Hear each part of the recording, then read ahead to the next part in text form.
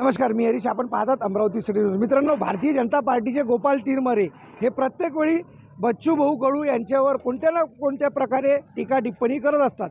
या सर्व संदर्भात आज आपल्यासोबत जुळलेले आहे शहर अध्यक्ष बंटीभाऊ रामटेके. चला जाणून घेऊ यांच्याकडून प्रतिक्रिया गोपाल तिरमरे व भाजपाच्या बद्दल. सर्वांना नमस्कार करतो.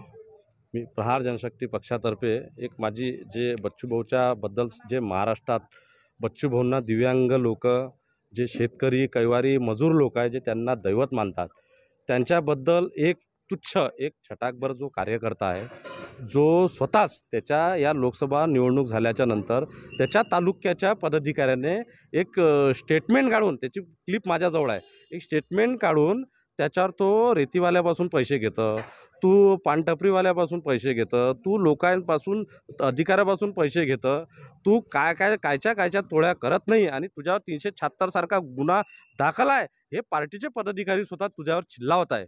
तरी तू जो दिव्यांगाचे कैवारी आहे, दिव्यांगासाठी त्यांनी या राज्यामध्ये भारत देशातलं पहिलं असं दिव्यांग मंत्रालय आहे, जे या राज्यात बच्चूभाऊच्या अथक परिश्रमाने जे निर्माण झालं, त्या अशा दैवतावर तू, ज्यांच्या आवाजावर 1 ते 1.5 लाख लोक संभाजीनगरमध्ये एका आवाजावर, त्यांच्या लोक तिथं दिव्यांग मूकबधीर असे लोक त्यांच्या आवाजावर मोर्चासाठी तिथं तयार झाले, तुझ्या मागं काळा कुत्राही निघत नाही तुझ्या मूल्यात आणि तुझ्या शहरामध्ये, तरी तू अशा इतक्या ज्या मोठ्या नेत्यावर तू बोलतं, तुझी लायकी नाही आहे. तू ज्यांच्यावर असा तुकाचा प्रयत्न करत आहे, तो तुका तुझ्या तोंडावर उडत आहे आणि तू तो चाटत आहे.